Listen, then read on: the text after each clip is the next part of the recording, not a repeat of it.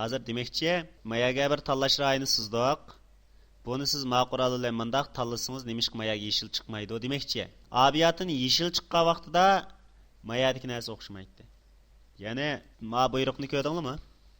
Qavat va orqa ko'rinish deydi. Qavat orqa ko'rinish. Abiyatın qismi mandan esti.